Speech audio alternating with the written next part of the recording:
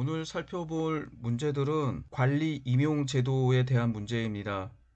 여러 시대에 걸쳐서 출제된 문제들이 많이 있습니다. 16. 다음은 전근대 중국의 관리 선발 제도에 관한 글이다.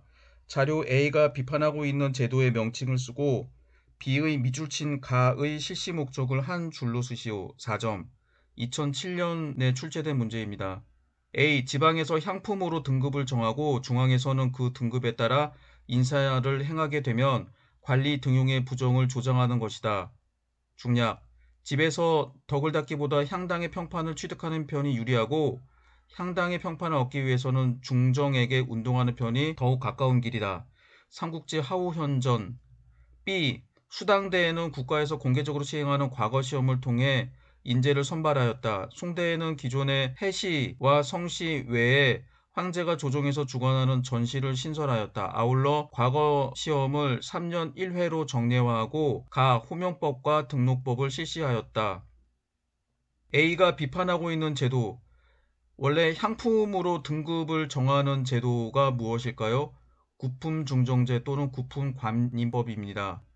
향당의 평판을 얻기보다 중정, 여기서 핵심 단어가 되는 거는 향품과 중정입니다. 그래서 중정이 인사를 평가한다고 해서 구품중정제 또는 구품관인법이라고 하죠. 그래서 정답은 A가 비판하고 있는 제도의 명칭은 구품중정제 또는 구품관인법입니다. B의 밑줄진 가의 실시 목적, 호명법과 등록법이라고 하는데 호명법은 수험생의 이름을 가리고 채점하는 방법을 호명법이라고 합니다. 그리고 등록법은 수험생의 필체를 채점관이 알아볼 수 없도록 중간에 서리 등이 답안지를 베껴서 베낀 답안지를 보고 채점하는 방법을 등록법이라고 합니다. 호명법을 실시해서 이름을 가리고 채점을 하더라도 상당히 공정하게 채점을 할 수 있습니다. 제 개인적인 경험을 보더라도 중간고사나 기말고사 답안지를 채점할 때 수업 시간에 태도가 안 좋았던 학생은 점수를 1, 2점을 더 깎게 되고 수업 태도가 좋았던 학생들은 1, 2점을 더 주게 되죠.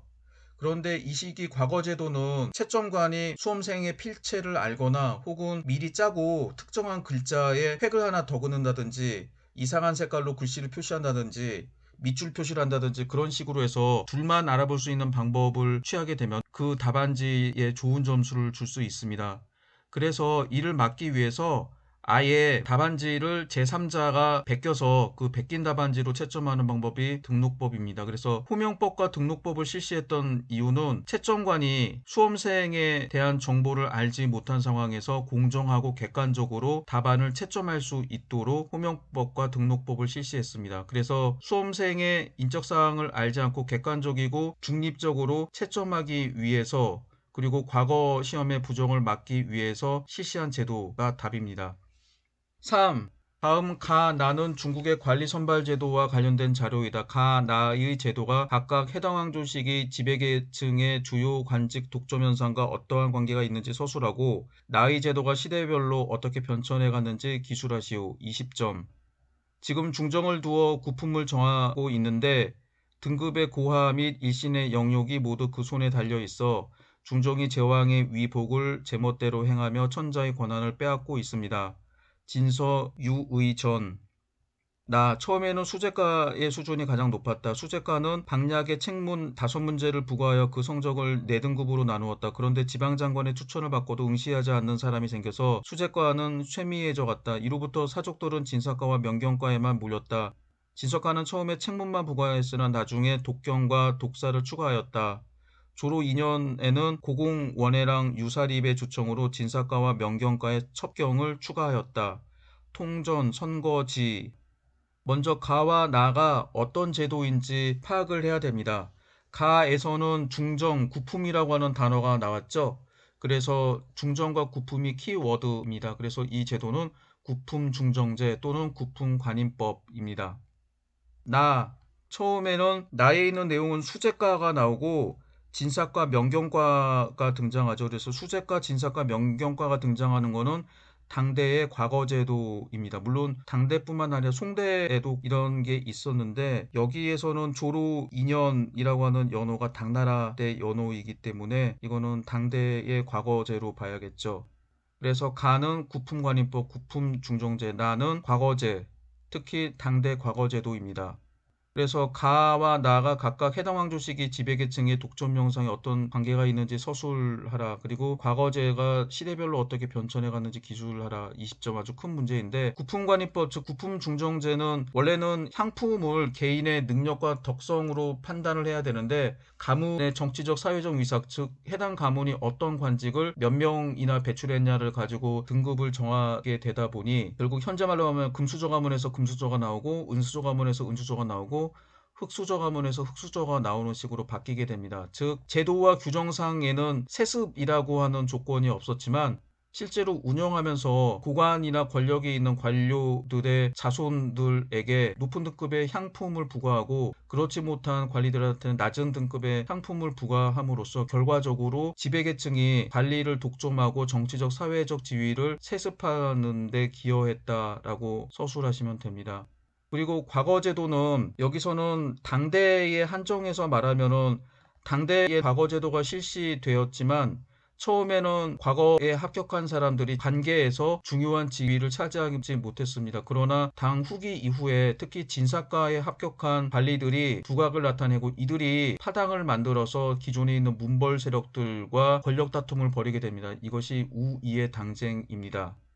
그래서 과거 제도는 당나라 시대에 약간 제한이 있긴 하지만 비교적 문벌이 아닌 집안이 아닌 개인의 능력에 따라 시험에 합격하며 출세할 수 있으며 관리 독점 현상을 깨는데 크게 기여했다라고 서술하면 되겠습니다. 그리고 과거 제도가 시대적으로 어떻게 변천했는지 여러분들한테 설명하기 위해서 표를 제시했습니다. 이 표 중에서 세경제, 향거리선제, 구품관인법, 과거 제도가 있는데 이 부분은 나중에 상세히 설명하기로 하고 먼저 과거 제도를 시대 순서로 살펴보도록 하죠. 수나라 시대에는 개왕 7년 즉 587년에 과거 제도가 실시되었다. 이때는 수재과, 명경과, 진사과 등 여러 가지 과목으로 나누어서 시험을 보았기 때문에 과목 선거의 준말로 과거라고 합니다. 이때는 선거라고 하는 것은 관리를 뽑는 제도를 선거라고 불렀습니다.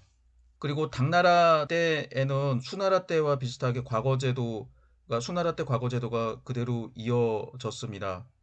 그래서 여러 시험 제도가 있었고 특히 당나라는 당나라 시조가 노자였다라고 해서 도교를 국가 종교처럼 떠받들었습니다. 그래서 도교의 도사를 뽑는 시험 도거라고 하는 시험도 존재했습니다.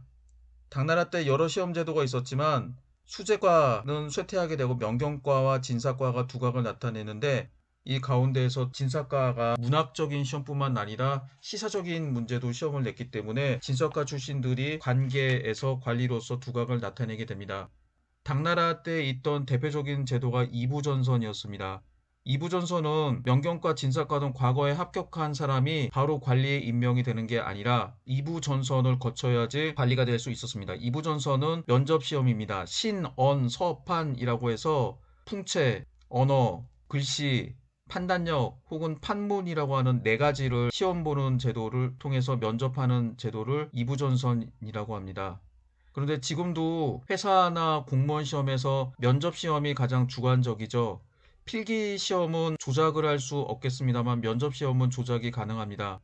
그래서 일본 학자들은 이 당나라 때 이부전선이 귀족들이 이부를 장악하면서 귀족이 아닌 사람들을 과거 시험에서 불합격시키는 제도로 악용했다라고 주장을 합니다. 이에 대해서 이 의의를 제기하는 학자들도 있기는 합니다. 빈곤과는 당나라 시대 당나라에 와서 공부했던 외국 유학생들을 상대로 치르는 시험입니다.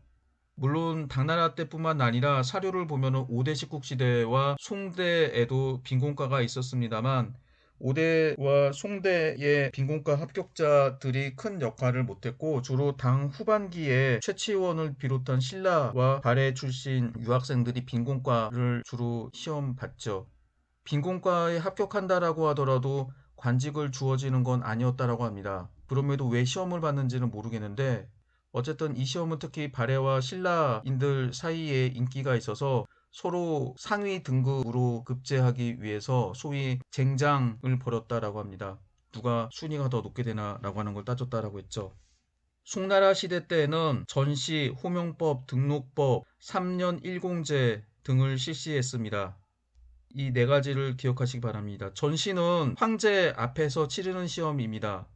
1차 시험이었던 향시, 2차 시험이었던 해시 또는 성시 이 두 개 시험을 보면 되는데 이 전시를 치르게 됐던 원인은 크게 두 가지입니다. 첫 번째는 2차 시험에서 채점의 부정이 발각이 되었기 때문이고 그리고 과거 시험의 가장 큰 폐단이 좌주문생 관계입니다. 이는 과거 시험을 주관하는 관리를 지공고라고 하는데 이 지공고와 그 시험에서 합격한 과거 합격생들이 스승과 제자 관계를 맺어서 끝까지 죽을 때까지 하나의 파당을 이루는 겁니다.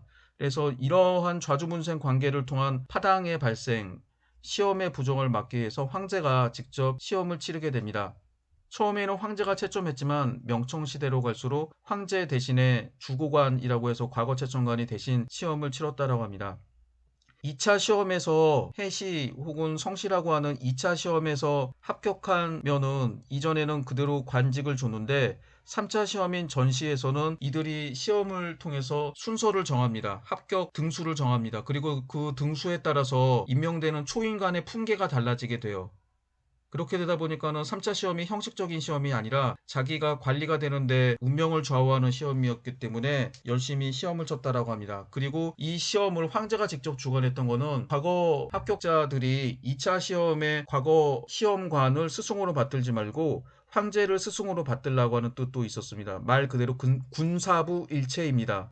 원래 황제는 아무리 황제가 나이가 어리더라도 백성들의 아버지라고 여겨졌었죠. 그래서 부가 되고 당연히 군주죠. 여기다가 과거 합격생들은 자기의 그 등수를 정해준 황제를 스승으로 여겨야 돼서 그래서 좌주문생 관계 좌주가 그 이전에는 과거 시험 감독관이었다라고 하면 이 전시를 치른 다음에는 황제가 돼야 된다라고 하는 의식입니다.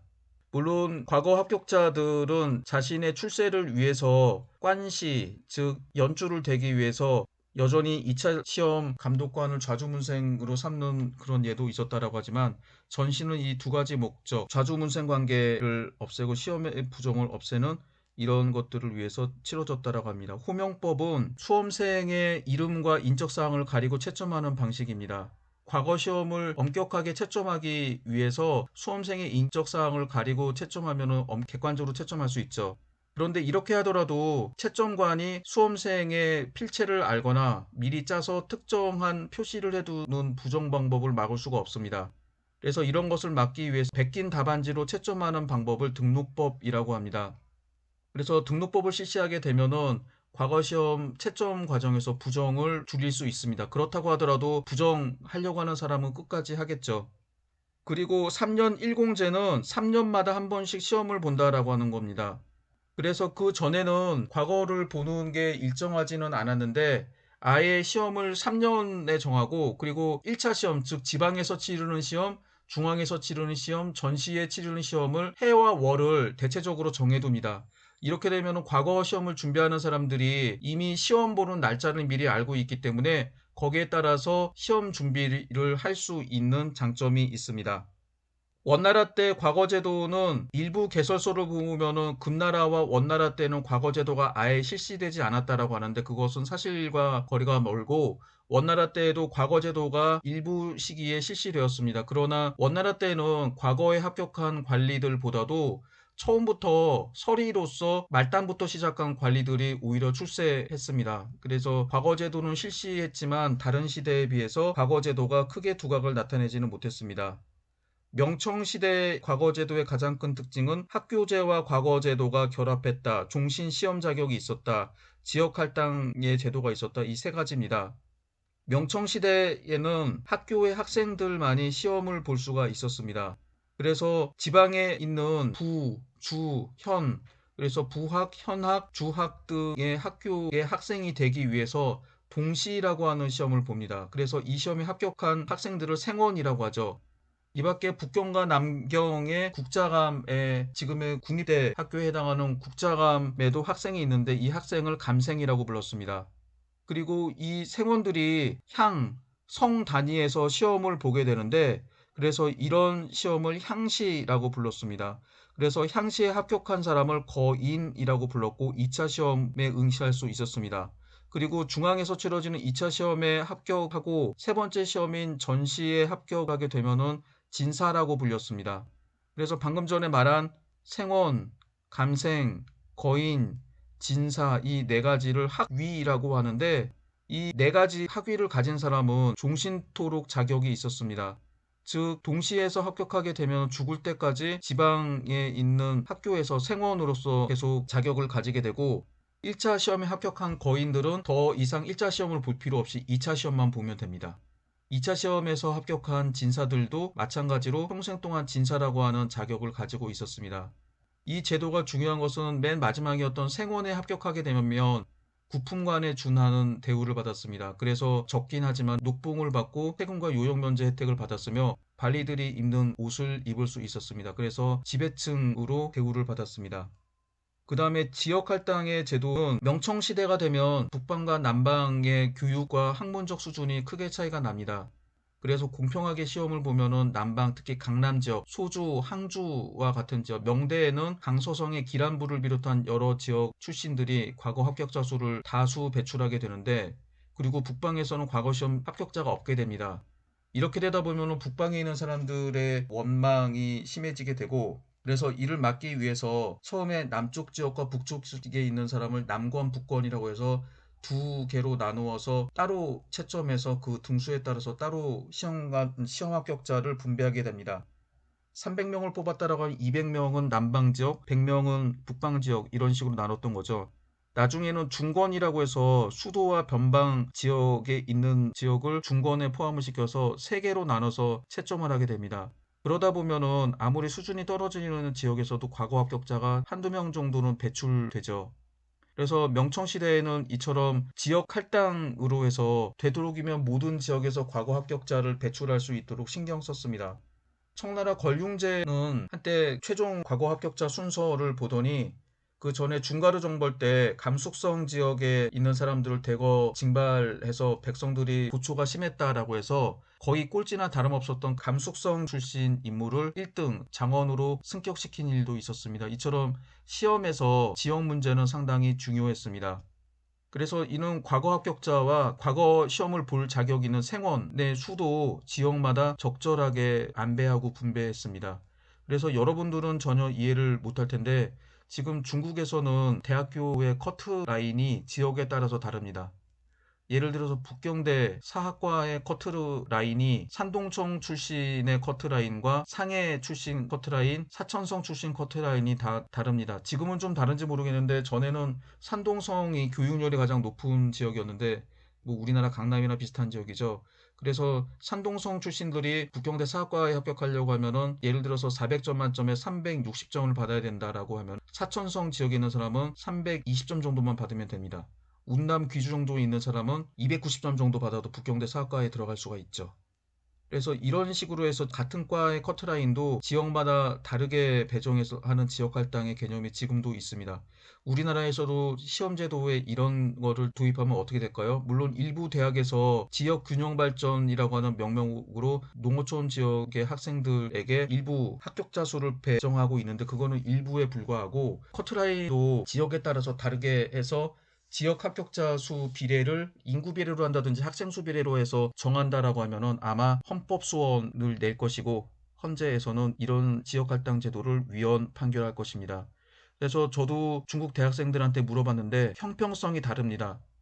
우리가 생각하는 형평성은 특히 지금 젊은 학생들 같은 경우는 공평하다라고 하는 게 형평성이죠. 그래서 저도 충격적이었는데 예를 들어서 시험을 가지고 대학 입시를 보면은 강남 사람들이 유리하지만 그래도 시험을 수능 성적으로만 시험을 보면 자기가 부권 떨어지건 납득이 가는데 문제는 수시 제도에서 이상한 전형을 통해 가지고 합격하는 거는 진짜 그거는 명확한 기준이 없기 때문에 학생들이 납득을 못 한다고 하죠. 그래서 지금 이런 여론 때문에 대입 제도를 되도록이면은 수시가 아닌 정시를 통해서 시험을 치른다라고 하는데 그래서 우리나라 같은 경우는 형평성이라고 하는 게 공정한 출발선에서 경쟁하는 게 형평성이 있다라고 생각을 하고 중국인들은 이 지역 할당의 제도이기 때문에 시작은 출발선에서 시작하겠죠. 도착하는 결승선은 지역마다 다르다라고 하는 겁니다. 그래서 가장 느린 학생들 같은 경우는 100m 달리기에서 20m 앞에 결승선을 만들어서 최소한의 합격할 수 있는 여지를 만들어주게 된다고 하는 게 중국의 제도입니다. 그래서 이런 형평성의 차이는 앞으로도 쉽게 바뀌지는 않을 것 같습니다. 그래서 이런 내용을 서술하면 되겠습니다. 수나라에서는 개왕 7년 즉 587년에 과거제도가 실시됐다. 당나라에서는 여러 시험제도가 있었는데 명경과와 진사과, 특히 진사과 출신이 국악을 나타냈다. 그리고 이부전선과 빈공과라는 시험이 있었다. 송나라 때에는 전시, 호명법, 등록법 3년 1공제를 실시했다. 명청시대에는 학교제와 과거제가 결합되었다. 종신 시험 자격이 있었다. 지역 할당의 원칙이 있었다. 이런 내용을 서술하시면 되겠습니다. 그리고 과거제도는 통계적으로 보면은 당대에는 신분 이동이 제한적이었지만 송대부터 서민 출신, 즉 아버지나 할아버지 혹은 증조할아버지가 과거 시험에 합격하지 않은 사람들 가운데서 과거 시험 합격생을 상당히 많이 배출하게 됩니다. 그래서 송대 이후에는 과거제도가 정착이 되면서 고정된 신분 세습이 없어지게 되고 과거 시험에 합격해야지 자신이 지배층으로서의 지위, 정치적, 사회적 지위를 유지할 수 있는 제도. 그래서 공평하고 출세가 가능했던 시험 제도였기 때문에 중국인들에게 크게 환영을 받았던 제도였고, 이 때문에 많은 사람들이 과거 시험 준비에 매달리게 됩니다. 다음으로 10번 미출친 시험을 실시한 정치적 목적을 두 가지만 쓰시오. 2014년 문제입니다. 한림학사 이방이 지공고가 되어 송준 이하 11명을 합격시켰다. 그런데 진사과 합격자 무제천과 삼전과 합격자 유예의 실력이 형편없어서 태조의 질문에 제대로 대답조차 하지 못했다. 태조는 이들을 낙방시켰다. 무제천은 이방과 동양 출신이었다. 그 무렵 이방이 사사로운 인연에 따라 합격시켰다는 투서가 들어왔다. 이에 태조는 최종 시험에서 낙방한 360명을 일일이 접견하여 그 가운데 195명을 가려냈다. 중략. 태조는 이들에게 종이와 붓을 지급하고 따로 시험을 실시하였는데 전중시어사 이성을 시험관으로 삼았다. 그 결과 진사과 26인, 오경과 4인, 개원예과 7인, 삼예과 26인, 삼사과 3인, 학국과 18인, 명법과 5인을 급제시키고 20만 전을 내려 연회를 베풀어 주었다. 얼마 후 책임을 물어 이방 등을 좌천시켰다. 여기서 태조는 이들에게 종이와 붓을 지급하고 따로 시험을 실시하였다. 이 시험은 황제 앞에서 실시한 시험이었죠. 그래서 이 시험을 전시라고 합니다. 이 전시 시험을 치른 정치적 목적 두 가지는 과거 시험과 채점에서 부정을 막고 객관적이고 공평한 시험을 치르기 위해서 시험을 치른 거죠. 이게 첫 번째 목적입니다. 두 번째 목적은 황제권 강화입니다. 황제가 직접 과거 시험생과 시험을 치름으로써 그 전에 있었던 좌주문생 관계라고 하는 연줄을 차단하기 위한 겁니다. 그 이전에는 과거 시험 합격자와 과거 감독관이 스승과 제자의 관계를 맺었습니다. 그래서 과거 감독관 또는 채점관이 좌주, 시험 합격자가 문생이 돼서 스승 제자 관계를 맺으면서 연출이 되면서 당파를 만들게 되고, 이들이 당파를 만들게 되면서 여러 가지 폐단이 생기게 됩니다. 그래서 이를 막기 위해서 황제가 직접 시험관이 돼서 여러 과거 합격자들의 스승 역할을 하게 된다고 하죠. 그래서 2차 시험에서 합격한 학생들이 2차 시험에 과거 감독관을 스승으로 섬기지 말고 황제를 스승으로 섬기라라고 하는 제도입니다. 그래서 황제를 스승으로 받들라. 군사부 일체. 원래 황제는 백성들의 어버이이자 군, 황제니까 당연히 군주이죠. 게다가 과거 합격자생들한테는 자기 시험의 등급을, 합격과 등급을 정해준 시험 감독관이자 채점관이기 때문에 스승으로 받드는 좌주문생의 우두머리처럼 받들어야 된다는 겁니다. 요약을 하게 되면 정치적 목적 첫 번째는 객관적이고 공평한 시험, 과거제도의 부정을 막기 위한 것이었다. 두 번째는 좌주문생으로 대표되는 붕당, 파당이 만들어지는 것을 막고 황제가 좌주 노릇을 하면서 과거 합격자들에게 스승으로 받들게 함으로써 황제권 강화를 시도했다. 이 두 가지를 쓰시면 됩니다. 이어서 역대 관리 시험 제도를 좀 더 자세히 살펴보도록 하겠습니다. 중국 역대 관료 선발 제도에 대해서 살펴보겠습니다. 지금 보시고 있는 표는 중국 역대 관리 선발 제도 가운데 중요한 것을 표로 정리한 것입니다. 가장 먼저 등장한 것은 세경제라고 합니다. 상, 은부터 춘추전국 시대에 있었던 제도라고 합니다. 그 다음에는 향거리 선제, 전환과 후한 시대에 존재했습니다. 그 다음에는 구품관인법, 구품중정제라고 하는 제도로 위진남북조 시대에 실시되었습니다. 그리고 과거 제도는 수, 당, 송, 명 시대에 모두 존재했으며 그 내용과 성격이 좀 다릅니다. 하나하나 살펴보도록 하겠습니다. 세경제는 세는 대대로 경을 세습한다라고 하는데 사실 뒤에 제자가 들어가는 표현은 일본 학계에서 만들어낸 표현입니다. 의미가 약간 좀 이상할 수는 있겠는데 대대로 자기들의 지위를 세습한다라고 합니다. 대개 서주시대부터 춘추시대 때까지 종법제 질서로 유지가 되었죠. 종법제 질서는 대종과 소종이 있어서 쉽게 말하면은 큰아들과 나머지 아들들이죠. 지배층들 같은 경우는 큰아들에게 모든 권력과 경제적인 특권을 몰아주게 됩니다. 그래서 이들이 자기 아버지가 왕인 경우는 큰아들이 태자가 돼서 후계자가 되고 나머지 아들들은 경이나 대부에 임명이 됩니다. 그리고 이들의 큰아들이 계속 경이나 대부의 자리를 물려받게 되는데 그래서 이들이 지배층으로서 체급과 아울러서 여러 가지 지위, 지배 계급으로서의 특권을 계속 물려받는다라고 해서 세경제라는 표현을 쓰게 됩니다. 그러나 학자들에 따라서 종법제도의 가장 큰 특징은 대종을 제외한 나머지 아들들 반개 가문은 4대, 5대에 걸치면 경에서 대부, 대부에서 사, 사에서 평민으로 계속 신분상의 도태가 되는 제도라고 합니다. 그래서 모든 사람들이 권력과 부를 세습을 하는 제도는 아니었다라고 할 수 있겠습니다. 다음으로 향거리 선제에 대해서 살펴보겠습니다. 향거리 선제의 향자는 지방을 뜻합니다. 그래서 지방에서 인재를 중앙에 청거하면 상서와 사도에서 시험을 한 후에 관직을 주는 제도를 뜻합니다. 여러 가지 과목이 있었지만 이 가운데서 특히 후한 시대 때는 효렴이 가장 출세의 지름길이었습니다. 한대의 현량, 문학고제, 무림 2등, 효제 돈후, 용맹치 병법, 명당세지무, 습, 선성지술, 명음량 제2 등의 과목이 있었습니다. 이런 인재들은 광록훈, 어사, 사회교위 각 주자사가 천거의 책임을 맡았습니다. 그리고 가장 중요한 것은 효렴이었습니다. 효렴은 효자 염리의 약칭이었는데 무제시대 때 동중서의 건의 이후 실시되었습니다. 건원 원년 즉 기원전 140년 열후 군수 이천석관에게 명령하여 인재를 추천하도록 하였습니다. 무제시대 때에는 원광원령 즉 기원전 134년 궁국에 명령하여 해마다 효렴 한 명씩을 추천하도록 하였습니다. 처음에는 추천하는 사람의 책임이 무거워 추천하지 않은 때도 있었는데 원상원년 즉 기원전 128년 무제가 군국에 반드시 효렴 한 명씩을 천거하도록 하고 청거하지 않는 사람은 책임을 추궁했다고 하니 이후 계속 청거하는 관행이 이어지게 됩니다. 전한 말년 효렴은 1년에 2명을 천거했습니다. 후한 초기에도 여전히 2명을 뽑았습니다. 그런데 화재 때에 이르러 인구를 표준으로 고쳤습니다. 군국의 인구가 20만이 되는 곳은 1명, 40만인 곳은 2명을 천거하도록 했습니다. 그리고 20만이 못 되는 곳은 2년에 1명 추천하도록 하고 10만이 못 되는 곳은 3년에 1명씩 추천하도록 하였습니다. 그리고 변방의 군으로서 인구 10만 이상은 1년에 1명, 10만이 못 되는 곳은 2년에 1명, 5만이 못 되는 곳은 3년에 1명씩 청거하도록 하였습니다.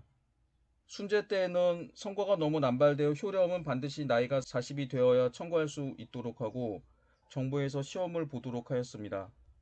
이는 규정에 불과하고 이 규정이 제대로 지켜지지 않았습니다. 조조는 20살에 효렴이 되었는데 이는 제도의 남발 때문이었다라고 합니다. 조조가 취했던 인사제도 유제시거를 살펴보도록 하겠습니다. 유제시거는 좀 어려운데 번역문만 읽어보도록 하겠습니다. 예로부터 천명을 받아 나라를 세우거나 쇠약해진 나라를 중흥시킨 군주로서 현명한 군주와 함께 천하를 다스리지 않는 사람이 있었는가? 현명한 일을 얻으려고 하면서도 백성들이 사는 곳에 나가보지 않는다면 어떻게 그런 기회를 가질 수 있을까? 윗사람이 그들을 찾아야만 하는 것이다. 천하가 혼란스러운 현재 현명한 인물을 구하는 일이 시급하다. 맹공작처럼 청렴한 이는 큰 나라에 한가로운 고관을 하더라도 작은 나라의 실무자가 될 수 없다는 공자의 말씀처럼 직무에 따라 필요한 인재가 있다. 만약 청렴한 인사만 등용한다면 제 나라의 황공이 어떻게 사치스럽기로 유명한 관중의 도움으로 한 시대를 주름잡을 수 있었겠는가? 지금 원대한 뜻을 품고도 초야에 묻혀 강에서 할 일 없이 낚시를 하고 있는 주나라의 공신 강태공 같은 자가 없는가? 또 한나라의 공신 진평처럼 형수와 사통하고 뇌물을 받았다는 추문으로 인해 자신의 진정한 능력을 알아주는 이를 만나지 못하는 자는 없는가? 그대들은 제대로 대접받지 못한 인재가 드러날 수 있도록 나를 도와다오. 재능만 있다면 누구든지 청구하라. 나는 그를 중용하도록 하겠다. 이 유제시거에서 밝힌 것처럼 조조는 능력에 따라 인재를 등용했습니다. 이는 후한 시대 때 효렴으로 청거됐던 인물들이 대부분 평판조회를 조작해서 등용이 됐던 무능했던 인물임을 알고 있었기 때문입니다.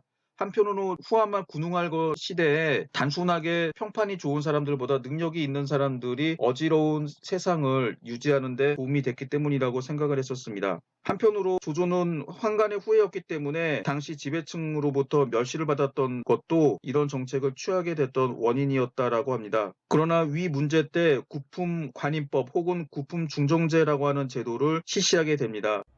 이어서 구품관인법에 대해서 살펴보도록 하겠습니다. 구품관인법은 구품중정제라고 합니다. 지방에서 중앙에 인재를 천거한다라고 하는 점은 향거리선제와 같지만 차이점은 향거리선제는 지방관, 군국의 태수와 상이 인재를 청거하는 제도인데 비해서 구품관인법은 그 지역 출신의 인재가 대중정이나 소중정에 임명이 돼서 인재를 청구한다는 방식이 다른 점입니다. 그래서 중정이 자기 본적지에 있는 사람들을 9등분으로 나누어서 평가합니다. 이를 향품이라고 합니다. 이 향품에 따라서 관리 임용, 초임관의 임용 등급이 정해지게 되고 출세할 수 있는 하한선이 정해진다라고 합니다. 군기시정에 따르면 이 향품에서 4등급 아래부터 벼슬할 수 있다라고 하는데 북경대 교수인 연보국에 따르면 이는 반드시 일치하지는 않는다라고 합니다. 여기서 중요한 것은 향품을 어떻게 측정하느냐의 문제입니다. 사람 개개인의 덕성과 지식을 평가하는 게 아니라 나중에는 그 집안에서 여기만 관리의 숫자, 벼슬의 높낮이에 따라서 등급을 정하게 됩니다. 즉 A라고 하는 사람 집안에 총리가 1명, 부총리가 3명, 장관이 10명이라고 하면 최고 등급이 되는 거고 B라고 하는 집안에서는 구급공무원 1명이면 최하 등급을 받는 겁니다. 이런 식으로 하다 보니까 개인에 대한 평가가 아니라 가문에 대한 평가가 되면서 결국은 이것이 가문이 그 정치적, 사회적 지위를 세습할 수 있는 방식으로 악용되었습니다. 그래서 일본 학자들은 이 구품관인법이 실행된 이후 소위 귀족, 문벌 귀족이 만들어지게 돼서 지위가 확고하게 되었다라고 주장합니다. 그러나 사실과는 조금 다릅니다. 과거 제도는 수나라, 당나라, 송나라, 명나라, 청나라의 제도가 있었습니다. 개왕 7년 즉 587년 주에서 1명에서 3명, 즉 상주에서는 3명, 중주에서는 2명, 하주에서는 1명을 중앙으로 청거해서 중앙정부에서 시험을 치르는 제도가 있었습니다. 수재, 명경, 진사 등의 과목이 있어서 과목선거의 준말인 과거로 불리게 됩니다. 당나라 시대에는 수재, 명경, 진사, 명법, 명산, 도거, 동자 등 8개 과목이 있었습니다. 문헌에 따라서는 8개 이상의 다른 과목도 있었다라고 합니다. 응시생들은 승진과 출세에 유리한 명경과와 진사과를 선호했습니다. 그리고 이부전서는 당나라 시대 과거에 합격한 사람들은 바로 관리가 되는 것이 아니라 관리의 인사 문제를 담당하는 이부에서 실시하는 면접시험 즉 신원서판에 합격해야 관리가 될 수 있었습니다. 일본학계 통설에 따르면 귀족 즉 문벌이 아닌 사람들이 관리가 되는 것을 막기 위한 시험이라고 하는 거죠. 그래서 요새도 그렇지만 금수저와 은수저들이 시험 합격에 유리하도록 하는 제도였다라고 합니다. 그래서 아빠 찬스, 엄마 찬스가 노골적으로 이용이 되는 것이 이부전선이라고 하죠. 빈공과는 외국인 유학생들을 상대로 보는 시험이었습니다. 송나라 때에 전시, 호명법, 등록법, 3년에 한 번씩 시험을 치르는 정기시 등이 정착됩니다. 명나라와 청나라 시대에는 학교제와 과거제가 결합했다라고 하는 게 가장 큰 특징입니다. 그리고 시험을 볼 때마다 학위라고 하는 시험을 합격을 하게 되면 그 다음 시험을 볼 수 있는 종신 시험 자격이 주어집니다. 그리고 이전부터 그런 것이 있었지만 지역 할당의 전통이 상당히 많았습니다. 그러면 이어서 당나라, 송나라, 명청시대 과거제도의 특징을 좀 더 자세히 살펴보도록 하겠습니다. 당나라 때에는 상거와 제거가 있었는데, 상거는 늘 치르는 시험이라고 하는 뜻입니다. 수재과는 방약책 5문제를 시험 보는데 매년 한두 명이 합격했습니다. 합격자 수가 적었기 때문에 651년 이후 정지되었습니다. 명경과는 당초의 주요 과목이었는데 주로 육아경전의 암기 내용을 시험 봤습니다.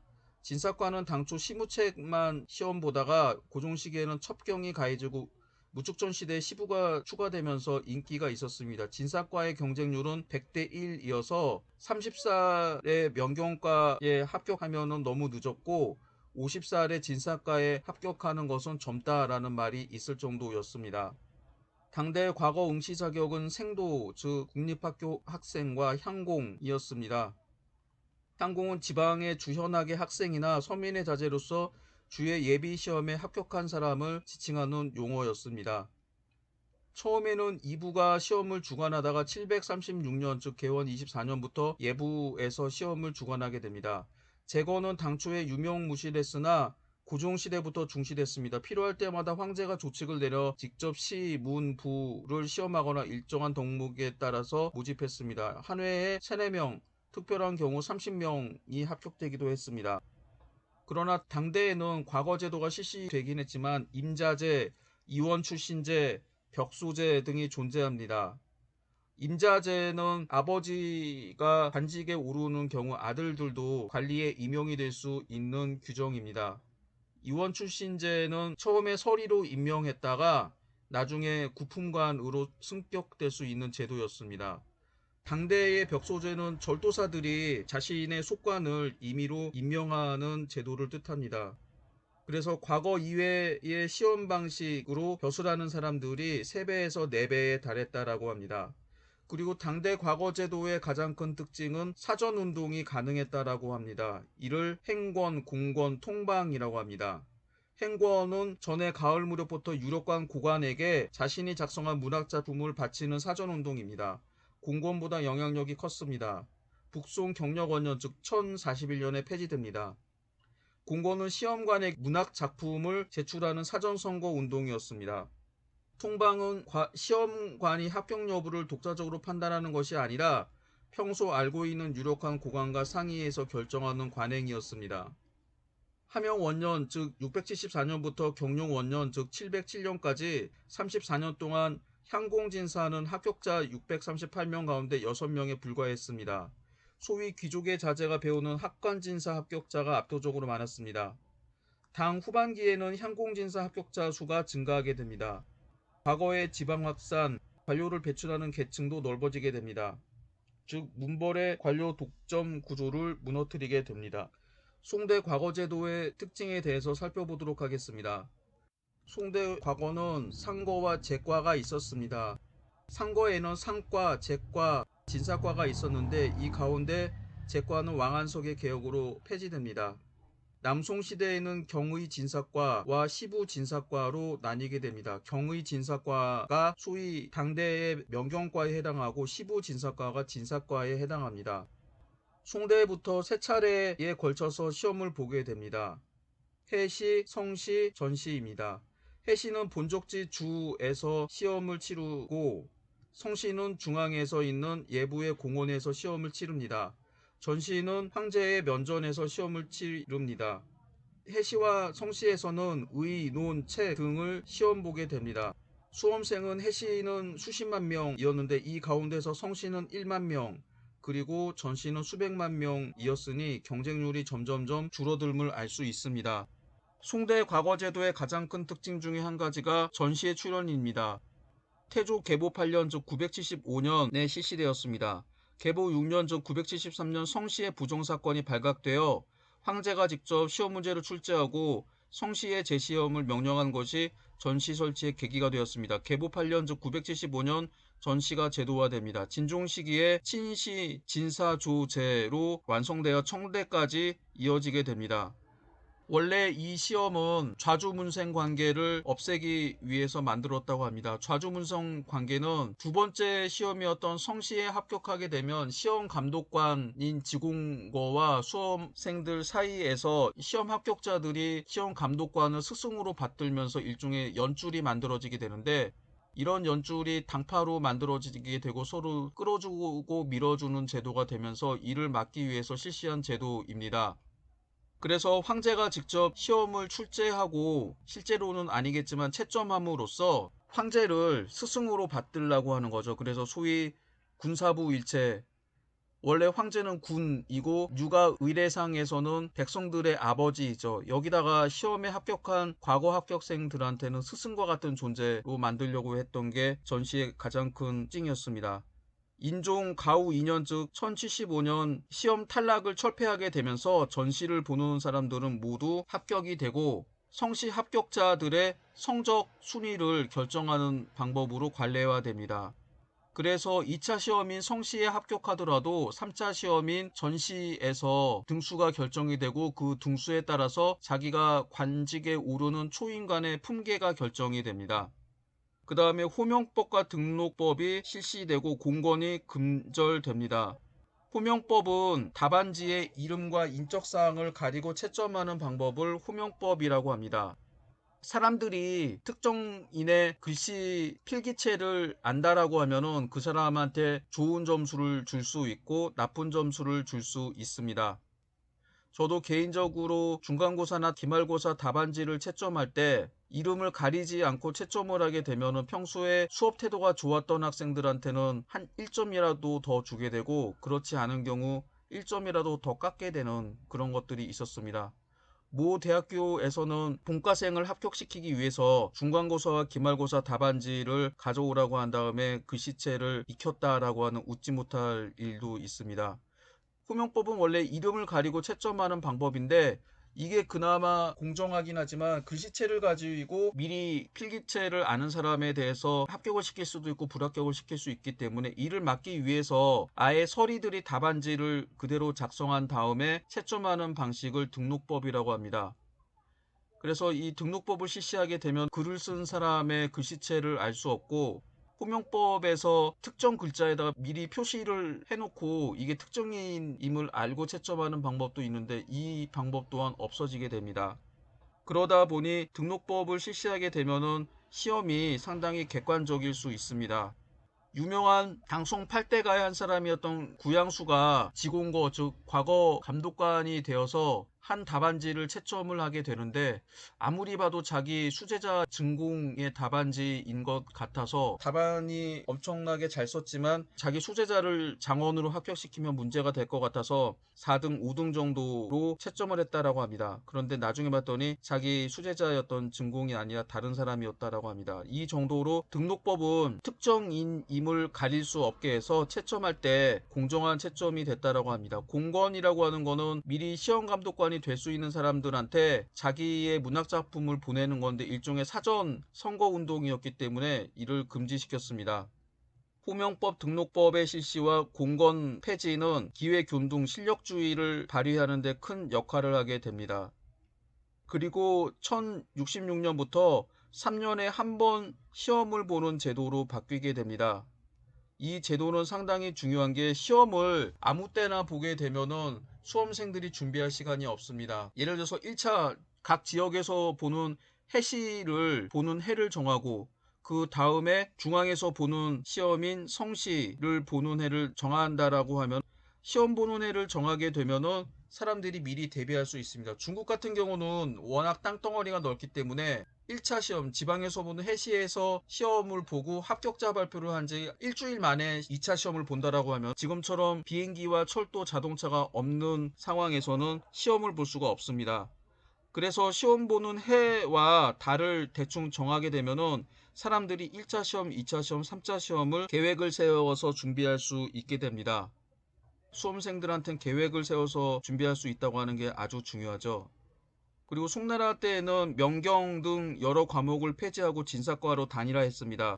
시험 과목을 경의 즉 경전해석, 시부, 논책 즉 논문 등 세 과목으로 나누어서 시험 봤습니다. 지역적 제약 없이 모든 지역의 응시자들이 자유롭게 시험 보도록 했습니다. 합격한 사람은 진사급제, 진사출신, 동진사출신 세 가지 명칭이 있었습니다. 남송시대 해시 합격률은 1%에서 0.5%, 국자감 태학의 합격률은 20%에서 25%, 지방의 별도시 합격생은 2%에서 5%였다라고 합니다.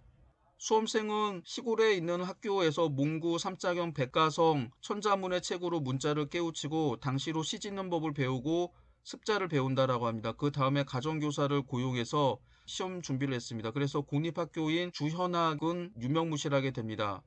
왕한석 부자는 시경, 서경, 주례의 주석서인 삼경신의와 자설이 교과서로 모든 공립학교에 배포하게 됩니다. 국업당이 정권을 잡은 후에는 경전의 다양한 해석이 허용되고 경의 진사과보다 시부 진사과 즉 문장력을 보는 시험이 우세하게 되었다라고 합니다. 명청시대에는 학교시와 과거시가 결합되었습니다. 이를 간단하게 설명하면 과거를 시험 볼 수 있는 자격을 중앙과 지방에 있는 학교의 학교생으로 한정하게 됩니다. 그래서 먼저 지방에서 동시라고 불리는 학교시를 치르게 됩니다. 그래서 이 시험에 합격한 사람을 생원이라고 부르게 되는데 이 생원도는 부, 주, 현에 있는 학교에서 공부하고 거기서 공부한 내용을 계속 시험을 봅니다. 그러다가 지방에서 보는 성에서 보는 시험을 보게 되는데 이 시험을 향시라고 합니다. 이 향시에 합격한 사람을 거인이라고 하는데 이 거인들이 2차 시험인 성시에 응시할 수 있습니다. 성시에 응시해서 합격한 사람을 진사라고 부르게 됩니다.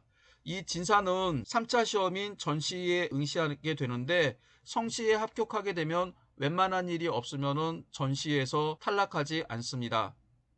이 밖에 국자감, 중앙에 있는 서울에 있는 국립대학교를 국자감이라고 하는데 국자감의 학생을 감생이라고 합니다. 이 감생은 향시와 성시를 모두 볼 수 있다라고 하는데 그래서 여기에서 생원, 거인, 진사, 감생 이런 네 가지 명칭을 학위라고 합니다. 그래서 이 학위를 가진 사람들은 종신 자격을 가지게 됩니다. 즉 동시에 합격한 생원은 죽을 때까지 학생의 신분이 되면서 1차 시험인 향시를 볼 자격을 획득하게 됩니다. 그리고 생원은 종구품관에 준하는 대우를 받습니다. 관리들처럼 봉급을 받고 관리들이 입을 수 있는 옷을 입게 됩니다. 그리고 향시에 합격하면 거인이 되는데 이 거인들은 다시 향시를 치를 필요가 없고 2차 시험인 성시만 계속 시험에 응시할 수 있습니다. 이런 식으로 해서 종신 자격이 주어지게 되니까 자기가 떨어진 시험을 계속 준비하면 됩니다. 이와 함께 그 아래 단계에 있는 사람들 숫자가 증가하게 되면서 과거시험 합격률은 점점점 어려워지긴 합니다. 어릴 때부터 사서 오경, 시부, 팔고문의 단계를 밟으면서 공부했고 과거의 답안은 주자의 사서 집주에 의거해야 합니다. 이는 당나라 때에도 공용달이 정리한 오경정의, 송나라 때에는 왕한석이 만들었던 삼경신의, 명청시대에는 주자의 사서 집주에 의거한 그래서 중국에서는 과거 제도를 실시한다라고 하면서 사상의 회귀라 일정 국정교과서를 통해서 시험을 보는 제도가 있었습니다. 과거 제도의 폐단을 막으려고 하는 등록법 등이 있었고 가장 중요한 게 지역할당 제도가 있었습니다. 당시에 경제가 가장 발전했던 남방 특히 강남 지역에서 경제력을 바탕으로 해서 우수한 교육을 받아서 과거 합격자 수를 대거 배출하게 되는데 그러면서 북방 사람들은 경제력이 부족하고 실력이 떨어져서 시험에 붙을 수가 없게 됩니다. 이게 문제가 되자 최종 시험인 전시 그리고 그 전 단계였던 성시에서도 북방과 남방으로 나눠서 합격자 수를 비율별로 조절했습니다.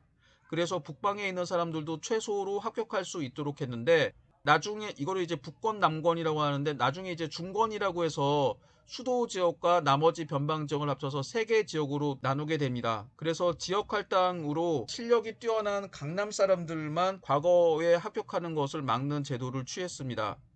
이런 지역 할당의 전통은 생원을 뽑는 동시, 즉 학교 시험에서도 적용이 돼서 아무리 교육이 문화적인 후진 지역에서도 최소한의 과거 시험을 볼 수 있는 하객을 정했습니다. 그래서 지금까지 중국에서는 지역 할당의 전통이 상당히 강합니다.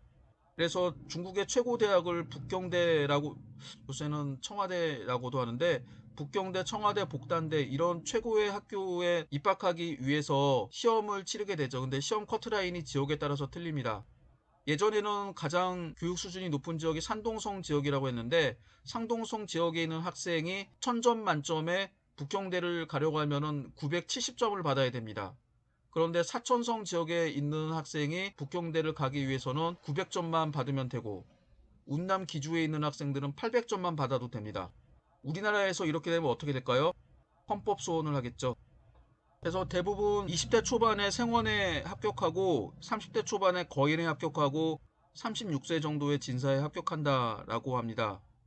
그래서 20대 30대의 집안 경제력이 중요하다라고 하는데, 명청시대에 3세대에 걸쳐서 거인 진사를 배출한 가문은 5손가락에 꼽을 정도라고 합니다. 그래서 한 가문보다 같은 집안, 종족이라고 해서 같은 성씨를 가진 사람들이 그 중에서 과거 시험 합격자를 내려고 하는 노력을 많이 하게 됩니다. 그래서 이런 노력 가운데 하나가 의정과 족전입니다.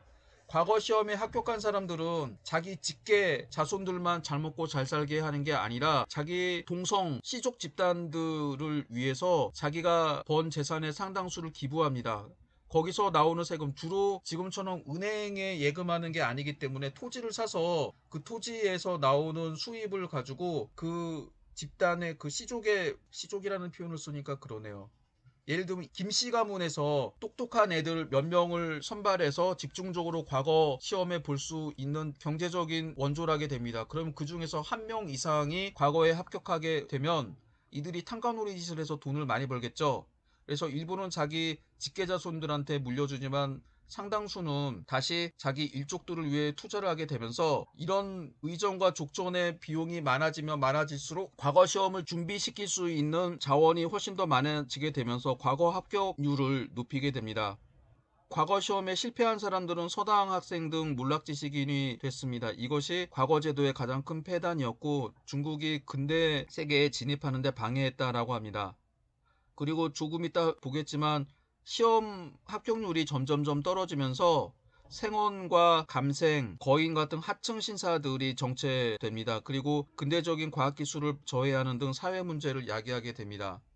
그래서 과거 제도를 개혁한다라고 하는 것은 중국 사회 전체를 개혁하는 것이었고, 1909년 과거 제도를 폐지하게 됩니다. 이는 1901년부터 신식 학문을 장려하기 위해서였는데, 그래서 공자왈 맹자왈 하지 말고 유럽의 과학기술이라든지 법률, 군사기술 이런 거를 배우라고 했었죠. 그러나 그 폐해는 여전히 계속 진행되었습니다. 과거 제도는 1000년 이상 계속 진행되었는데 이는 과거가 공평한 시험이었기 때문입니다. 처음에는 호명법, 시험 보는 사람의 이름과 인적사항을 가리고 보는 시험, 그 다음에는 등록법, 아예 필기체도 볼 수 없도록 보는 시험 등등, 이런 공평한 시험 제도가 있었고, 심지어는 명청시대에는 특정 지역 출신들의 합격을 막기 위해서 지역 할당들도 있었습니다. 지금 여러 학자들의 통계를 보게 되면은 당 후반기에는 자기 부모나 할아버지가 관리였던 사람들의 과거 합격자 비율은 23%입니다. 그런데 북송 전기에는 28.1%, 중기에는 25.1%, 말기에는 21.1%입니다.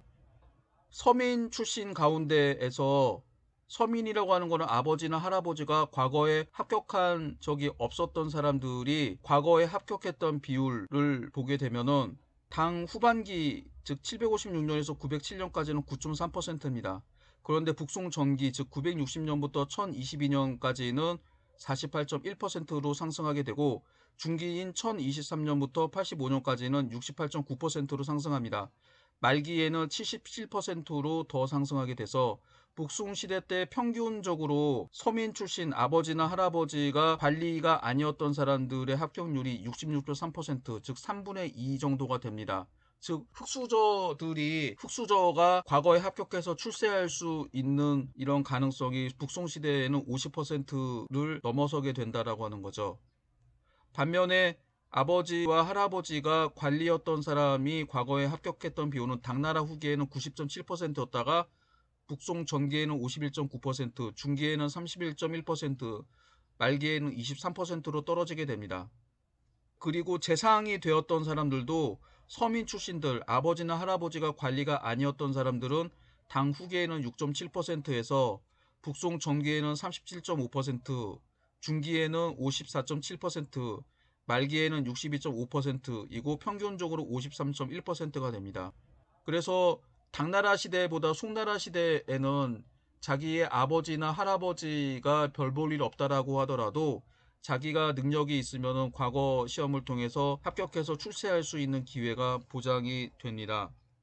다음 표를 보더라도 1148년 시험을 보게 되면은 증조, 조, 부 가운데 벼슬 경험이 있는 과거 합격자는 104명이었습니다. 그리고 증조는 벼슬하지 못하고 조, 부가 벼슬한 경우는 9명, 증조, 조는 벼슬하지 못하고 부가 벼슬한 경우는 24명, 3대 모두 벼슬하지 못한 경우는 153명으로서 46.4%를 차지했습니다. 이것을 보면 비율이 좀 높아지게 되는데 그 다음에 1256년 시험에서는 3대 모두 벼슬하지 못한 합격자는 237명으로서 39.4%를 차지하게 됩니다. 이처럼 증조, 조, 부 모두 벼슬을 하지 못한 일반 평민들이 합격했던 합격률과 합격자 수는 점점점 증가하게 되고 이들이 주로 시험을 봤던 거는 과거 시험을 통해서 전기에는 34.5%, 중기에는 76.2%, 말기에는 81.8%로 과거 시험을 통해서 서민 출신들이 흑수저 출신들이 관리가 되어 출세할 수 있었습니다. 명청시대에도 마찬가지로 비학위 출신, 즉 생원, 감생, 거인, 진사라고 하는 이 학위를 가지지 못한 사람들, 순수한 평민들이 생원에 합격하는 비율을 보게 되면은 명나라 때 14세기 말부터 15세기 말까지는 98%였습니다. 그리고 15세기 말부터 16세기 전반에는 80% 이상이었고 16세기 후반부터 명말에는 60에서 70%였습니다. 청나라 시대에는 청초에서 18세기 초까지는 60% 이상, 18세기 초부터 18세기 말까지는 55% 이상, 18세기 말부터 19세기 전반까지는 45% 이상, 19세기 후반에는 40% 이상. 그래서 명대에는 평균 75%, 청대에는 53%였습니다.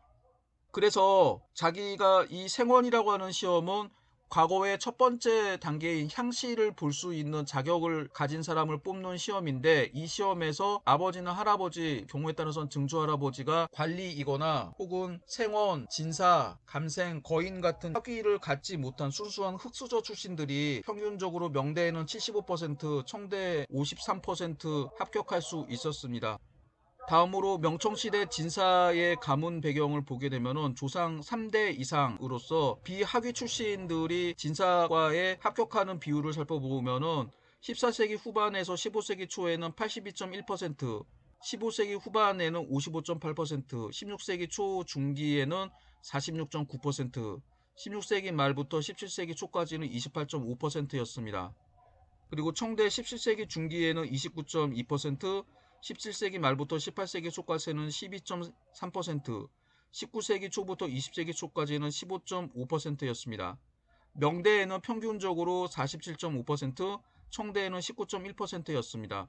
그래서 청대가 되면은 자기 아버지나 할아버지, 증조할아버지 정도까지 학위 출신, 즉 생원, 거인, 감생, 진사 학위를 가진 사람의 집안에서 과거의 최종 합격자인 진사가 될 확률이 높았던 게 청대인데 명대에는 그 반대로 그렇지 않은 사람들도 최종 시험 합격자가 될 수 있었습니다.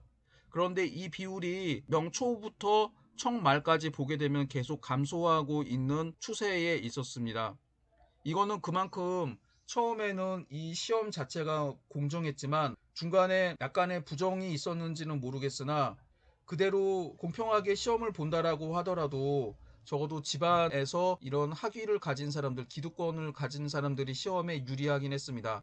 가장 중요한 게 집안에 책이 있느냐, 이 시절에는 가장 중요한 게 기출문제집입니다. 그래서 기출문제집과 그 기출문제에 대한 모범 답안집이 있는데 이건 아무에게나 보여주지 않겠죠. 그런 것부터 시작을 해서 문화자본이라고 해서 집에 여러 가지 책을 가지고 있느냐 있지 않느냐라고 하는 것도 상당히 중요했습니다. 명청시대를 보게 되면 그래도 흑수저 출신들이 시험에 합격할 수 있는 기회는 충분했었고 어느 정도 합격을 했습니다. 전체적으로 보면은 송대, 명대, 청대로 갈수록 송대에는 흑수저 출신들이 출세할 수 있는 확률이 많았고 이게 명대, 청대로 갈수록 점점점 줄어들긴 합니다. 줄어드는 이런 경향을 보이고 있는데 어쨌든 간에 과거 제도는 적어도 중국 사람들에게는 상당히 공평한 제도라고 생각이 되었기 때문에 사람들이 별로 불만은 없었습니다. 지금 보시고 있는 표는 명대와 청대 성별 과거 합격자 수입니다. 명대에 가장 많은 과거 합격자 수를 배출한 성은 절광성으로 3,280명이었습니다. 이것은 진사, 최종 합격자에게 주어지는 명칭인 진사를 기준으로 한 것입니다. 2위는 강소성으로 2,721명이었습니다. 3등은 강서성으로 2,400명이었습니다. 청대에는 1등이 강소성 2,920명입니다. 2등은 절광성 2,808명입니다. 3등은 하북성 2,701명입니다. 여기에서 알 수 있다시피 절광성과 강소성이 명대와 청대 과거 즉 진사 합격자 수 1, 2위를 다퉜습니다. 합계를 하면 절광성이 좀 많네요. 절광성의 성회 즉 성청 소재지인 항주와 강소성 지역에서 가장 과거 합격자를 많이 배출한 소주는 경제와 문화, 교육 면에서 쌍벽을 다투는 도시였습니다. 이 밖에 강소성 지역은 명대에는 3위였으나 청대에는 5위로 떨어집니다. 이 지역에선 참파벼가 송대부터 재배돼서 이 참파벼를 바탕으로 이 참파벼를 팔아서 돈을 번 지주들이 과거 시험에 응시했고 특히 기란부에서 합격자 수를 많이 배출했다라고 합니다. 다음은 송진종의 권학문입니다. 부가 불용 매양전 부잣집은 좋은 토지를 살 필요가 없다. 서중 자유 천종속 책 안에 천종 6천석에 해당합니다. 예 곡식이 있으니 안거 불용 가고당 편안히 살려면 높은 집을 지을 필요가 없다. 서중 자유 황금옥 책 안에 황금의 집이 있으니 출문 막한 무인수 문을 나서며 수행원이 없다고 한탄하지 마라. 서중 거마 다여족 책 안에 거마가 대나무처럼 많으니 취처 막한 무양매 장가들 때 좋은 중매가 없다고 한탄하지 말라. 서중 유여안 여옥 책 안에 얼굴이 옷 같은 미인이 있으니 남아 욕수 평생지 남아가 평생의 뜻을 이루고자 하면 유경 근향 창 전도 부지런히 창 앞에 앉아 육경을 읽어라. 저는 중학교 때 국어교과서에서 이 문장의 번역문을 본 적이 있습니다. 국어학 박사 이희승 선생이 열심히 공부하라고 해서 이 송진종의 권학문의 일부를 인용을 했는데 진짜 너무나 노골적이죠? 부자가 되고 싶거나 좋은 집에 살거나 예쁜 여성과 결혼하거나 이런 걸 하려고 하면 과거 시험에 합격해야 된다라고 합니다. 송진종이 이렇게 노골적으로 과거 시험을 준비하기 위해서 육경을 비롯한 책을 읽으라고 했는데 실제로 과거 시험에 합격해서 탐관오리 짓을 해서 부를 축적한 사람들이 있었기 때문에 송진종이 이런 식으로 노골적으로 글을 쓰지 않더라도 중국 사람들은 과거 시험을 보기 위해 열심히 준비했습니다. 지금 보시고 있는 사진은 과거의입니다. 과거 시험 때 컨닝하기 위해서 만든 속옷입니다. 자세히 보시면 글자가 빽빽하게 적혀져 있죠. 다음 보시는 사진도 과거의입니다. 여기도 빽빽하게 한자가 쓰여져 있습니다. 여러분들은 여기서 왜 수험생들이 이렇게 글자가 쓰여진 옷을 입고 시험을 봤을까 의심을 품게 됩니다. 다음 사진은 공원, 즉 과거 시험장입니다. 상당히 넓은 지역이죠. 자세히 한번 볼까요? 이 공원에는 칸칸이 되어 있습니다. 그래서 이 칸막이 칸칸이 되어 있는 안에 들어가서 답안지를 작성합니다. 심지어 이 칸칸으로만 되어 있는 게 아니라 아예 사방이 막힌 방 안에 가둬놓고 하루면 하루, 이틀이면 이틀, 사흘이면 사흘 동안 답안을 작성한다고 합니다. 그러니 이런 데를 하나하나 감시하는 사람들이 없었기 때문에 미리 컨닝 페이퍼 대신 옷에다가 글자를 써서 필요하면 옷에 있는 해당하는 구절들을 복원했다고 합니다. 지금 보시고 있는 사진은 패방입니다. 과거 시험에 1등을 장원, 2등을 방한, 3등을 탐화라고 합니다. 그래서 1, 2, 3등에 합격하게 되면 일반 과거 합격자보다 높은 품계로 첫 관직을 시작할 수 있는데 국가에서 이 1등, 2등, 3등을 배출한 지역에 이렇게 해방이라고 하는 건축물을 세워줍니다. 그래서 이런 건축물이 있으면 이 지역에는 최소 3등 이내의 과거 합격자가 있다라고 하는 뜻입니다. 이런 패방이 많을수록 그 지역은 우수한 성적으로 합격을 한 장원, 방한, 타바 같은 훌륭한 합격자들이 많았다라고 하는 것을 알 수 있습니다. 이어서 조선시대 과거의 특징을 살펴보겠습니다. 조선시대 과거의 특징을 중국과 비교해 보면 첫 번째, 3년에 한 번 실시되는 정규시험 이외에 두 차례 또는 한 차례 보는 임시 문과가 자주 실시되었습니다. 그러나 중국에서는 최소한 명청시대에는 임시 문과를 실시한 적이 없습니다. 두 번째, 특별한 과거 시험장이 없습니다. 중국에는 공원이라고 해서 적어도 총독과 순무, 포정사가 근무하는 성회라고 하는 우리나라식으로 말하면 도청 소재지, 조선시대로 말하면 관찰사가 거주하는 감영 같은 곳에 시험을 치르는 장소가 있고 중앙에도 이처럼 시험을 보는 장소가 있습니다. 그러나 조선시대에는 특별한 과거 시험장이 없었습니다. 주로 여러 관청의 뜰 안에서 시험을 봤다라고 합니다. 세 번째, 조선시대 수험생들은 시종들을 거느리고 시험 볼 수 있었습니다. 답안지를 작성하는데 옆에서 먹을 갈아주는 사람들을 데리고 들어가서 시험 볼 수 있었다고 하네요. 이거는 저도 좀 긴가민가한데 네 번째는 답안지에 아버지, 할아버지, 증조할아버지와 외할아버지의 성명, 신분, 관직을 적어야 한다라고 했습니다. 중국에서는 이러한 인적사항을 가리는 호명법을 실시했는데 조선시대에도 호명법과 등록법의 규정이 있지만 특히 조선 후기에는 이런 것들이 잘 지켜지지 않았던 것 같습니다. 다섯 번째 특징은 소수의 혈연 집단이 과거 합격자 수의 대부분을 차지합니다. 지금 보시는 표는 조선시대를 대략 100년으로 나누어서 1기, 2기, 3기, 4기, 5기의 과거시험 상위 합격자의 명단을 제시한 것입니다. 대부분 보면 제1기에는 안동권 씨가 51명, 경기도 광주 씨가 26명, 진주강 씨가 25명이었습니다.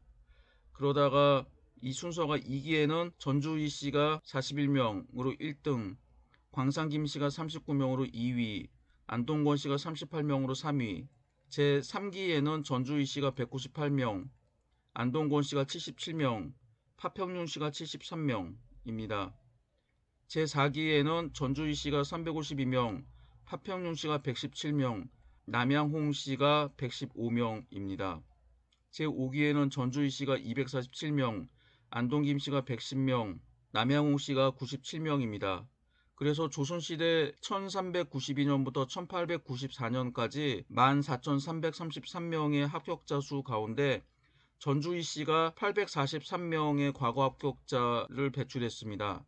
안동권 씨가 두 번째로 354명, 파평윤 씨가 세 번째로 330명, 남양홍 씨가 네 번째로 317명, 안동김 씨가 304명, 청주한 씨가 286명, 밀양박 씨가 250명, 광산김 씨가 247명, 연한희 씨가 238명, 여홍민 씨가 228명입니다. 이들 가문은 상당히 잘난 가문인데 특히 전주희 씨가 많은 거는 전주희 씨가 조선시대 왕족이죠. 그래서 아마 왕족들에게 특별히 쿼터를 둔 게 아닌가 생각합니다. 그래서 이러한 수치를 가지고 조선시대 문과 합격자 통계를 내보면 제1기에는 상위 10% 안에 드는 가문에서 259명의 과거 합격자를 배출했는데 제1기 1470명 가운데 17.6%를 차지했습니다. 그리고 상위 30위 안에 드는 가문은 모두 541명의 과거 합격자 수를 배출했는데 전체의 36.8%입니다. 한 명이라도 배출한 가문 수는 336개인데 이 가운데 30개의 가문이 36.8%를 차지한다라고 하니 참 너무나 많죠. 제2기 1495년부터 1567년 사이에 1627명의 과거 합격자가 있는데 상위 10위 안에 드는 가문에서 배출한 과거 합격자 수는 299명으로 18.4%입니다. 상위 30위 안에 드는 가문이 배출한 과거 합격자 총수는 630명으로 38.7%입니다.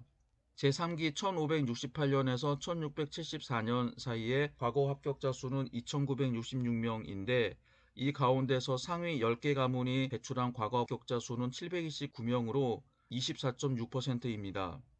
2기보다 약 6%포인트 상승했네요. 상위 30위 안에 드는 가문의 과거 합격자 총수는 1384명으로 46.7%입니다. 제2기와 비교해 보면 8%포인트가 증가했습니다. 제4기 1675년부터 1800년까지 4544명의 과거 합격자를 배출했는데 이 가운데서 상위 10위 안에 드는 가문의 과거 합격자 총수는 1327명으로 27.2%에 해당합니다. 이전에 있었던 제3기보다도 소폭으로 2.6%포인트 증가했습니다. 같은 시기 상위 30위 안에 드는 가문에서 배출한 과거 합격자 총수는 2373명으로 52.3%에 해당합니다. 이전 시기보다 5.5%포인트 증가했습니다. 제5기 1801년부터 1894년까지 3726명의 과거 합격자를 배출했는데 이 가운데서 상위 10개 가문에서는 1038명을 배출해서 전체 27.9%입니다. 상위 30위 안에 드는 가문은 2071명으로 전체 55.6%를 차지합니다. 그래서 조선시대 전체의 상위 10위 안에 드는 가문에서 배출한 과거 합격자 수는 3397명으로 전체의 23.7%를 차지합니다. 그리고 상위 30위 안에 드는 가문에서 배출한 과거 합격자 총수는 6629명으로 전체의 46.2%를 차지합니다. 30개의 가문이 50%에 가까운 합격자를 배출했다라고 하는 것은 그 집안의 유전자와 DNA가 특수하거나 뭔가 좀 이상하다라고 하는 것을 알 수 있습니다. 특히 여기 있는 그래프를 보시면 이상하게 조선 후기 말기로 갈수록 상위 10%와 상위 30%의 가문이 차지하는 과거 합격자 비율이 높습니다. 이건 뭔가 좀 이상하지 않을까요? 우리는 제5기 조선 말에 안동 김씨가 세도정치라고 해서 장기간 집권했던 사실을 알 수 있습니다. 안동 김씨는 제2기 즉 1495년에서 1567년에 과거 합격자 수 순위로 4위, 이때는 28명이 합격해서 4위 안에 든 적이 있었고 그 이후에는 5위 안에 든 적이 별로 없었습니다. 그런데 이상하게도 다섯 번째에 2위가 되는 거죠. 이거는 분명히 뭔가 있습니다. 안동 김씨가 세도가로서 권력을 잡았을 때 과거 합격자 수가 그 전에 잘해봤자 4위였던 적이 한 번 있었는데 2위로 껑충 뛰어 올랐다라고 하는 것은 분명히 부정이 있을 거라는 합리적 추측과 의심을 할 수 있습니다. 여섯 번째로 인구 비율에 비해서 많은 문과 합격자 수입니다. 중국은 비율 면에서 보면 조선의 5분의 1 정도입니다. 다시 말하면 조선은 중국보다 5배나 많은 문과 합격자를 뽑았다라고 하는 뜻입니다. 그리고 시험도 1차 시험, 2차 시험, 지방에서 치르는 1차 시험, 그리고 중앙에서 보는 2차, 3차 시험처럼 미리 걸러내서 시험을 보지는 않았던 모양입니다. 그래서 영조 15년 알성시 응시자가 17,000명에서 18,000명이었고 정조 24년 3월 21일 경과의 정시 초시 응시자 수는 11만 1838명, 회수한 답안지는 38,614장이었다고 합니다. 이틀 후인 인일제 응시자가 10만 3,579명, 회수된 답안지는 32,884장이었습니다. 당시 한양 성 안에 있는 인구가 20에서 30만 명이었다라고 하니 적은 숫자는 아니었습니다.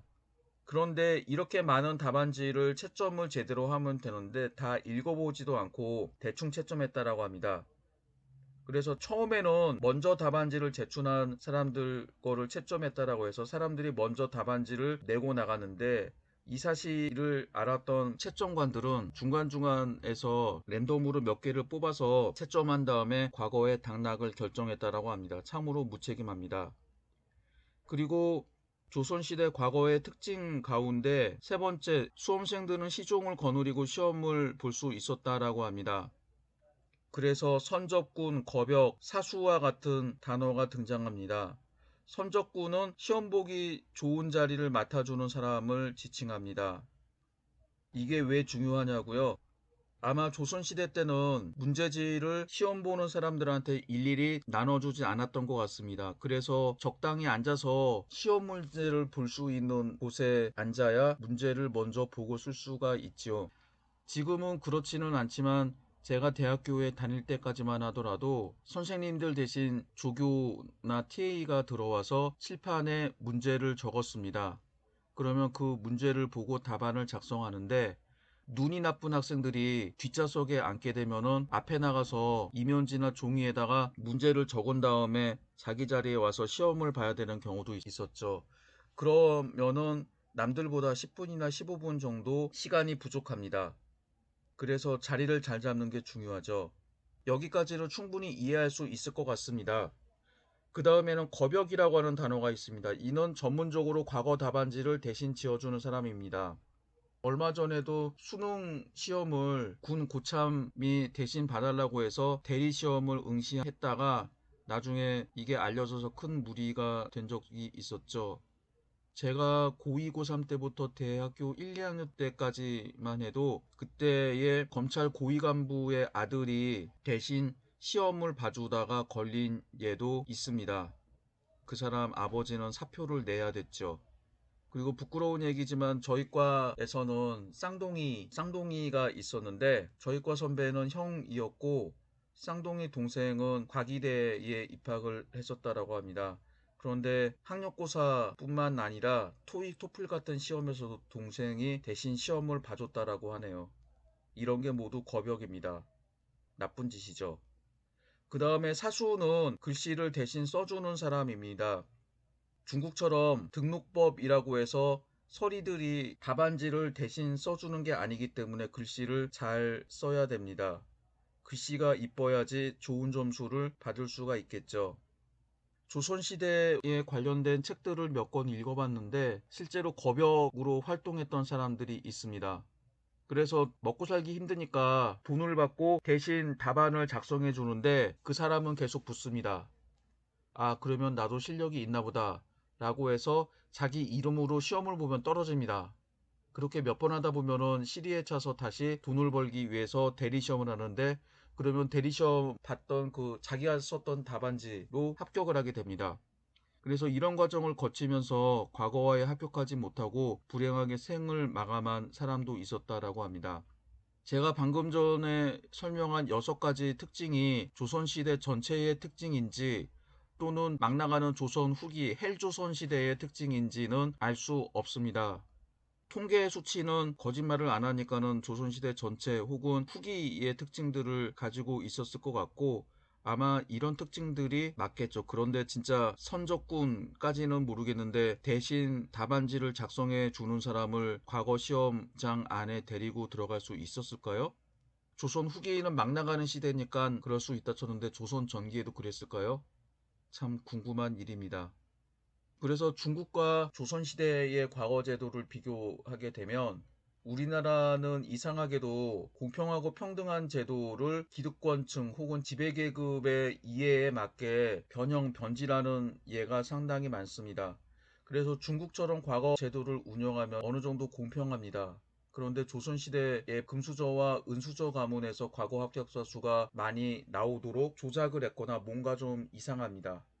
이런 DNA 때문인지 모르겠는데 지금도 금수저, 은수저, 흑수저라고 하는 단어, 아빠 찬스, 엄마 찬스라고 하는 단어가 유행하는 사회가 됐죠. 우리나라 사람들은 공평한 시험과 선발 방식을 그다지 좋아하지 않나 봅니다.